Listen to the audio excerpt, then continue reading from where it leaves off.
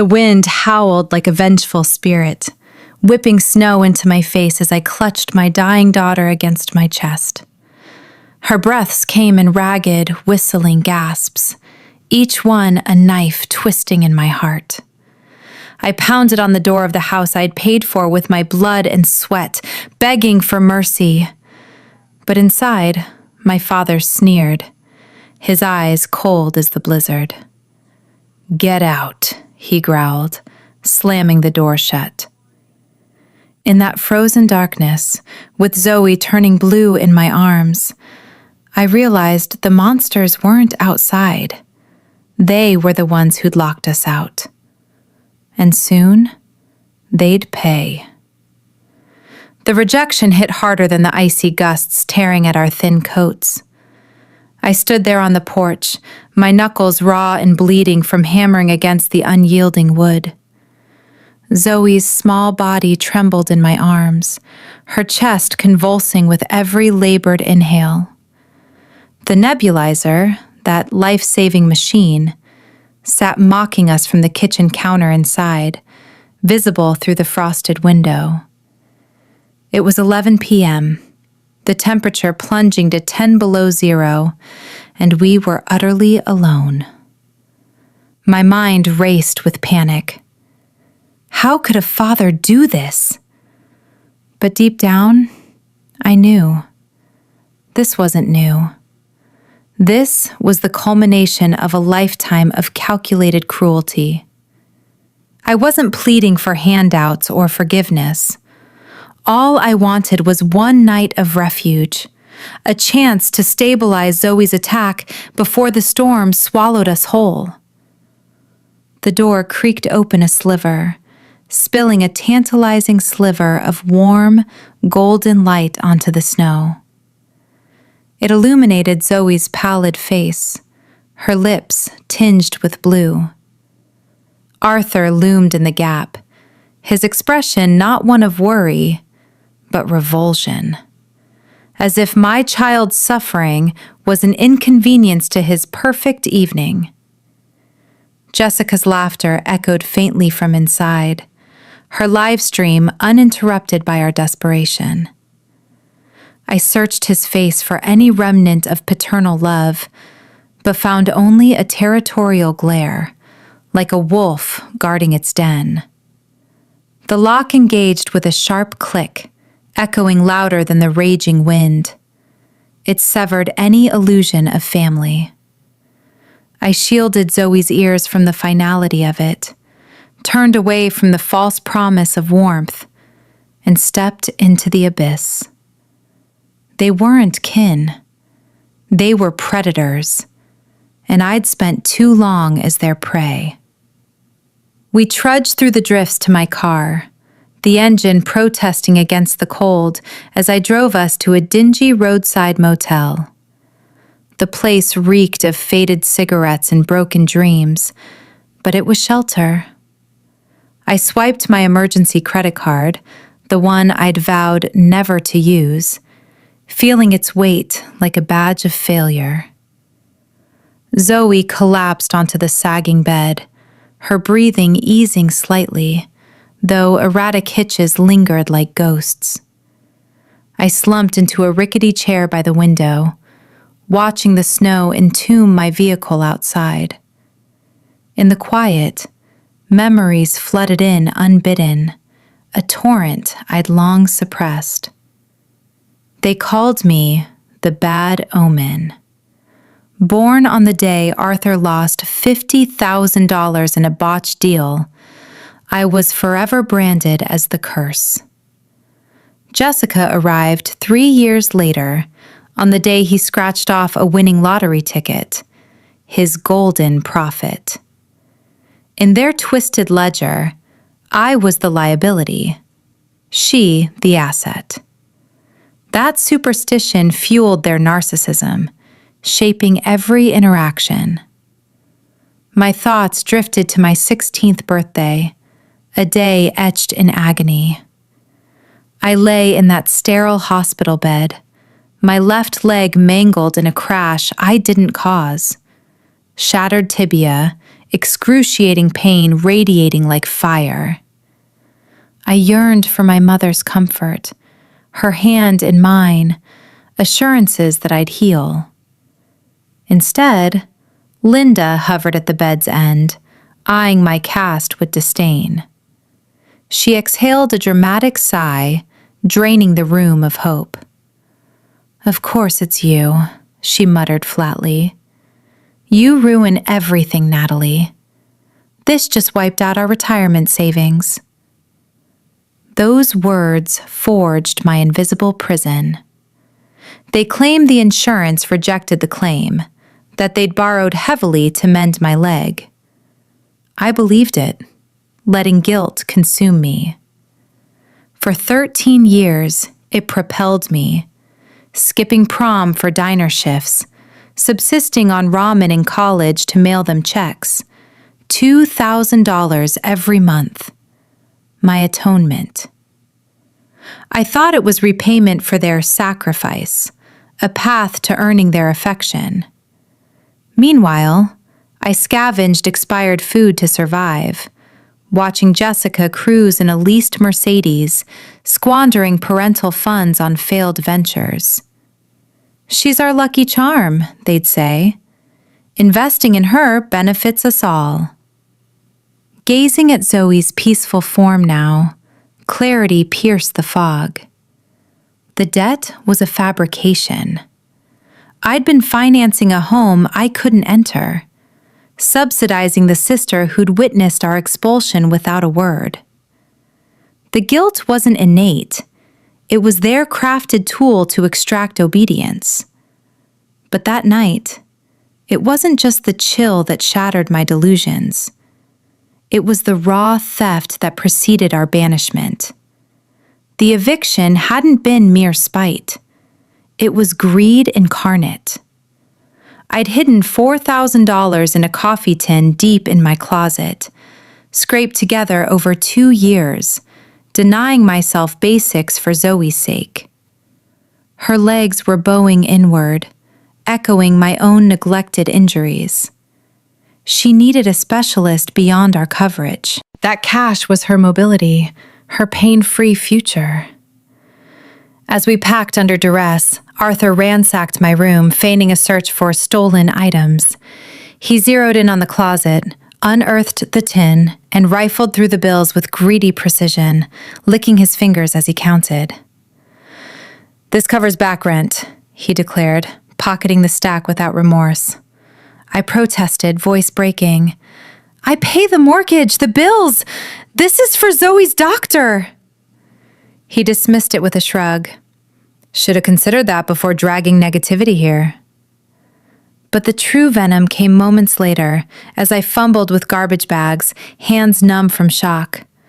From the hallway, Jessica's theatrical sobs filtered in, her aura tarnished by a breakup. Arthur's tone softened, paternal in a way he'd never been with me. "Here, princess, take this. $4,000 for that Bali retreat. Find your peace. You deserve it." Jessica paused briefly. "But Natalie? She's got nothing." Arthur's response etched itself into my soul. "Don't fret over your sister. Struggling's her default mode." Those words replayed in the motel as dawn crept in, transforming hurt into resolve. He viewed my endurance not as strength, but as license for exploitation, my suffering enabling Jessica's indulgence. He'd pilfered my daughter's future for his favorite's whim. I rose, approaching the motel's scarred desk, firing up my laptop. The pleading daughter perished in the snow. Emerging was the senior compliance officer, fraud hunter extraordinaire. For the first time, I'd turned my skills inward, dissecting my family's deceptions. Audits aren't dull paperwork, they're dissections, peeling back facades to expose rot, and I excelled at unearthing skeletons. I avoided illegality, no hacking. Instead, I leveraged red tape they ignored. At the library, I obtained forms for my medical and insurance archives, tied to my SSN. Notarized, mailed, I waited amid chaos, securing a shabby apartment, Zoe's school transfer, feigning normalcy at work while my spirit hardened. Evenings brought mailbox vigils, anticipation coiling like a spring. 3 weeks dragged like chains around my ankles. Every day was survival mode, forcing smiles at work while colleagues chatted about weekend plans, pretending my world hadn't cracked open. Zoe adapted faster than I did. Kids do that. Making friends in her new classroom, her small backpack swinging as she waved goodbye each morning. I envied her ability to compartmentalize. For me, the past clung like frost, refusing to thaw. Nights were the worst. I'd check the mailbox with a racing heart, half expecting nothing, half dreading the truth. The envelope finally arrived on a gray Tuesday, thick and official, the kind of mail that changes lives. I carried it to our cramped kitchen table like it was explosive. Zoe was napping, the apartment quiet except for the distant hum of traffic. My fingers trembled as I slit the seal. Pages spilled out, medical codes, injury descriptions, permanent tibial fracture, chronic reduced mobility. Then the line that stopped my breath. Total settlement amount, $120,450. Status, paid in full. No denial, no appeals, just cold, final disbursement. I flipped to the attached photocopy. The check, dated November 2010, made payable to Arthur and Linda Miller, guardians of minor Natalie Miller. On the reverse, Arthur's bold signature in blue ink stared back, arrogant, unapologetic. They'd cashed it days after my discharge, while I still limped on crutches, swallowing painkillers like candy. The room tilted. They hadn't fought for coverage. They hadn't gone into debt. They'd pocketed my compensation and used my suffering as their windfall. Every twinge in my leg during rainstorms, every wince after standing too long at work, it had all funded their mortgage payments, their comfort. But proof of receipt wasn't enough. They could claim the money went to my care, therapy, braces, doctors. I needed the smoking gun, where the funds actually landed. I booted up my laptop again, logged into the county clerk's public records portal. Property records are open to anyone who knows how to search. I pulled the history for their address, the house I'd been barred from. There it was, December 2010, 3 days after the check cleared. Transaction, mortgage satisfaction, principal payoff, amount, $120,450. Exact match. Not close, not approximate. Penny for penny identical, down to the trailing zero. I stared until the screen swam. The clarity that settled wasn't warm or triumphant, it was glacial, armor-plating my heart. They hadn't borrowed to save my leg. They'd leveraged my broken body to buy their freedom from debt. I'd literally purchased that roof over their heads with my pain, and they'd repaid me by locking me out in a blizzard. I printed everything: settlement summary, check copy, deed payoff record, neatly stacked them into a crisp manila folder. The bad omen daughter was gone. In her place stood someone who understood leverage. I was the creditor now, and collection time was coming. I didn't rush. Rushing leads to mistakes, and I couldn't afford any. First, I needed an unimpeachable witness, someone whose word carried institutional weight, someone my parents couldn't charm or bully. Dr. Elena Vance fit perfectly. She ran the Compliance Institute where I worked, sharp, unflinching, the kind of director who made executives sweat during audits. She'd always valued my precision, my refusal to cut corners. I scheduled a private meeting, laid the folder on her desk without preamble. No tears, no pleas, just facts, timeline, documents. She read in silence, pages turning methodically. When she looked up, her gaze was tempered steel. "This is textbook constructive trust fraud," she said quietly. "In this jurisdiction, if a guardian misappropriates a minor's funds to acquire or improve real property, a constructive trust arises. The asset belongs to the beneficiary, the minor. You." "I know," I replied, "but I need more than theory. I need their admission on record linking the settlement directly to the house, something they can't retract." She leaned back, considering. "What do you need from me?" "A controlled environment, your authority, and a camera." We planned meticulously. 3 days later, I made the call, voice small, broken, desperate. I told Arthur I'd hit absolute bottom. Zoe's legs were worsening. Surgery loomed. I was applying for a $300,000 victims assistance grant, but the review board demanded proof my original guardians had acted responsibly with prior funds. "If approved," I whispered, letting my voice crack just right, "there's a retroactive fiduciary stewardship bonus, $50,000, paid directly to the guardians who manage the estate." Silence stretched. Then muffled voices, Arthur consulting Linda. Greed is predictable. "Why help you now?" he asked, suspicion laced with interest. "Because it's one last chance for all of us," I said. "And the bonus, it's cash, no strings." He covered the receiver. I heard excited whispers. Finally. "Fine. One last time. Where?" "The Institute. The director has to witness signatures for verification."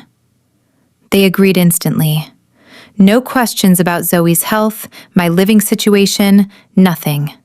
Only, what time for the check? They arrived early, dressed for victory.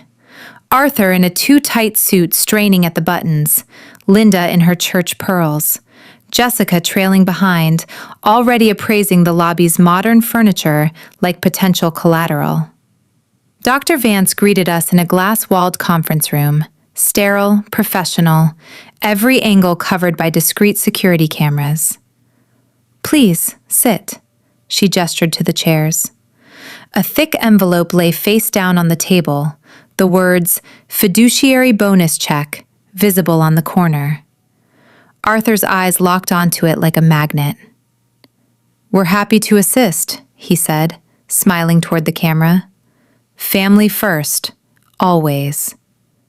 Dr. Vance began calmly. "To release funds, we need verification of custodial history. Did you receive an insurance settlement in 2010 related to Natalie's accident?" "Absolutely," Arthur answered, chest puffing. "We managed it carefully." "And can you swear, under penalty of perjury, those funds were used to secure household stability, for Natalie's benefit?" He didn't hesitate. "Every penny went into the house. We sacrificed to keep a stable roof over her head. Always put our kids first." Cold triumph slid through my veins. On camera, under oath, admitted. "Perfect," Dr. Vance said.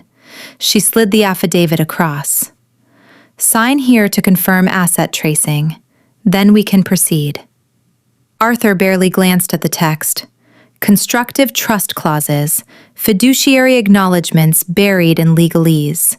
He saw only $50,000 bonus. He signed with a theatrical flourish, passed it to Linda. She followed, beaming at me as if I should be grateful. "Done," Arthur announced, tapping the paper. "Now, the check?" I stood slowly, lifted the document, verified signatures, met his eyes. "Thank you," I said, voice level.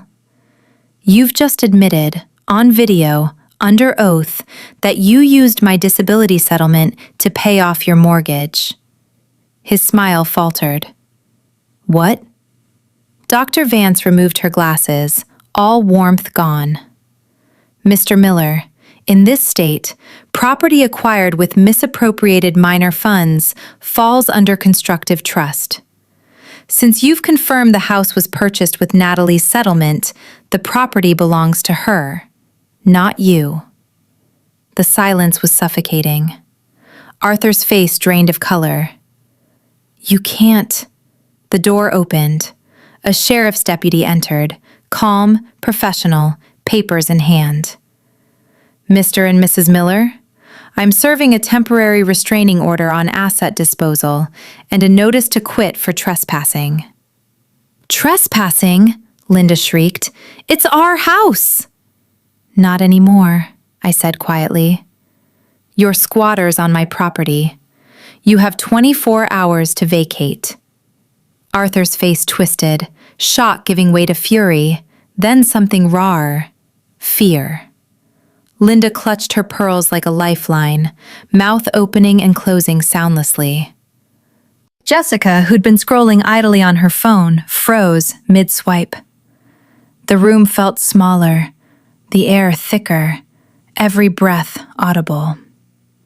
The deputy stepped forward, voice flat and procedural. "This is a notice to quit. You are required to vacate the premises within 24 hours. Failure to comply may result in forcible removal. Any attempt to remove or dispose of fixtures or personal property beyond reasonable personal effects will be considered theft." Linda exploded. "This is outrageous! We've lived there for decades! Natalie, how could you, after everything we've done?" "Everything you've done," I echoed softly, "was steal from your own child. The house isn't yours. It never was. You just lived in it rent-free on my pain." Arthur lunged halfway out of his chair, but the deputy's hand rested lightly on his holster, not threatening, just present. "Sir, remain seated." Jessica's eyes darted between us, calculating. She wasn't crying anymore. The performative sobs were gone. In their place, cold pragmatism. She stood abruptly, chair scraping. "You idiots," she hissed at our parents. "You actually signed that? On camera? You confessed to fraud?" Arthur reached for her. "Jessie, honey, it's a misunderstanding. We'll fix this. You can put us up until—" She recoiled like he'd burned her. "Put you up? With what? My brand? My followers? This is going viral the second it hits public record." She waved her phone. "The sheriff already emailed me the filing. I'm listed as an interested party because you funneled money through my investments. I can't be attached to this. My aura can't handle felony associations." Linda's voice cracked. "We did it all for the family. For you girls." Jessica laughed, a short, bitter sound. "You did it for control. And you got caught. My Uber's 5 minutes out." She slung her bag over her shoulder, heels clicking toward the glass doors. "You're on your own." She didn't look back, not once. The deputy escorted them out. Arthur shuffled like an old man, shoulders slumped, the fight draining out of him with every step. Linda trailed behind, murmuring denials under her breath. At the lobby doors, Arthur spun one last time, desperation cracking his voice. "Natalie, please, I'm your father." I met his gaze without flinching, felt nothing. No anger, no pity, just calm finality. No, you're a tenant who overstayed. Your lease is up. They disappeared into the winter light, two figures shrinking against the glass, summons clutched in trembling hands. I didn't gloat. There was no satisfaction in watching them crumble, only relief, like a weight I'd carried for decades had finally shifted. The house sold in under a week. I never stepped foot inside again. Hired a neutral crew to clear it, everything donated or auctioned except a few sentimental items I had shipped to storage. The equity check arrived clean and substantial. My broken leg had paid for that money, and now it would pay for something real. Zoe's surgery came first. Top specialist, no waiting lists, no insurance battles. They straightened her legs with precision I could only dream of at her age. She walked out of recovery on crutches, grinning ear to ear, already planning how she'd run in the park again. Then we moved. A bright, secure condo on the other side of the city. Keycard entry, cameras, doorman who knew our names. No one could just show up anymore. My parents ended up in a one-bedroom rental off the highway. Thin walls, noisy neighbors, credit ruined from the legal fallout. They still try. Blocked numbers, late-night voicemails pleading for one conversation. I delete them without listening. Last night, snow fell again. Soft, silent flakes drifting past the floor-to-ceiling windows. Zoe slept soundly in her room, breathing steady, no wheeze, no hitch. I stood at the front door, hand on the deadbolt, turned it slowly. Click. The sound echoed in the quiet apartment, small, final, beautiful. A lock I controlled. A home no one could take away. I'd spent years sacrificing everything for people who wouldn't open a door for me. But that chapter closed in the snow. And this one? This one I wrote myself. Have you ever had to lock out the people who were supposed to love you most?